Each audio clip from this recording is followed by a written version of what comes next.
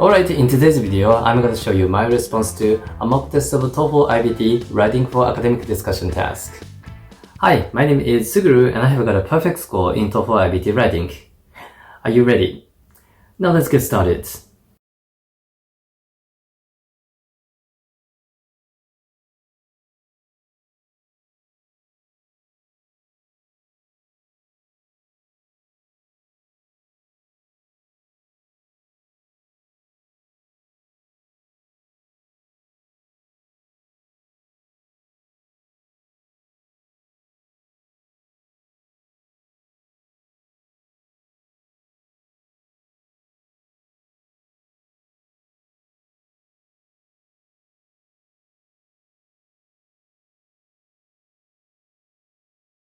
So here's the first part of my online post. I got this written in 10 minutes, so there might be some mistakes or some part of my argument might be inadequate.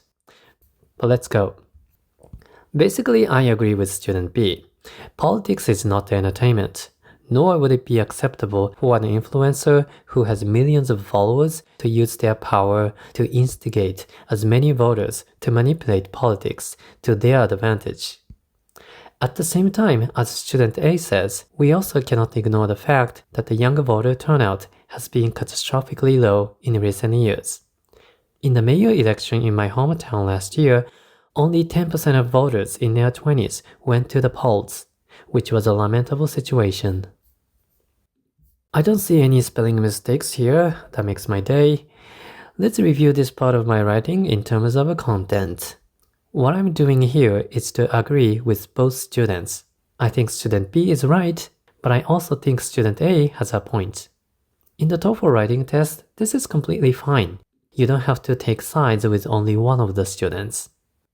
But later in this paragraph, I started to incline toward student A's point, which is younger people are not interested in politics. So I gave an example showing how little interest younger people have in politics. This is the important point. I always tell you, examples are a must in the writing test. By the way, this information here is fake. I created all this data. In the TOEFL, you don't have to write facts. The TOEFL is all about your English. And my writing continues into the second half. Before we look at that, let's learn some nice vocabulary. Voter turnout. Voter turnout. Voter turnout means what percentage of the citizens go to vote during an election. So if the voter turnout is high, it means the majority of the people went to vote.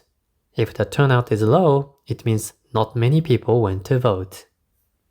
Voter turnout. Lamentable. Lamentable. Some people say lamentable. They are both fine. Lamentable and lamentable. If something is lamentable, it means it's disappointing. Lamentable. Now let's proceed to the second half of my online post.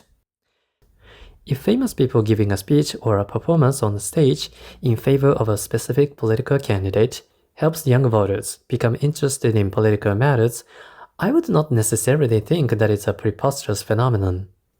In fact, almost every celebrity who appears in a political rally mentions one political topic or another with passion to help change their society. None of them would show up just because they want to sing their new song or perform pole dance on the stage. Okay, there's one tiny typo. Sorry about that. In terms of contents, I am apparently supporting student A's opinion here. But the former part of this paragraph just paraphrases student A's idea, nothing new. Nor am I giving any example or detail. So this is not impressive. In the latter half, however, I am giving a point of view that student A did not discuss. The yellow part here is my opinion, which helps support student A's argument. So remember, whenever you write your response, you have to give your original idea or opinion, even if you are going in the same direction as another student. You can't just repeat what another student has said. Alright, vocabulary. Preposterous. Preposterous. Preposterous means absurd or ridiculous.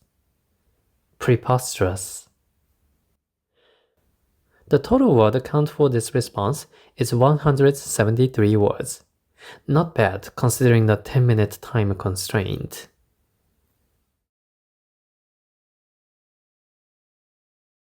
Alright, I hope you found this video useful. Leave a like, subscribe if you're new, and most importantly, let me wish you good luck on your test.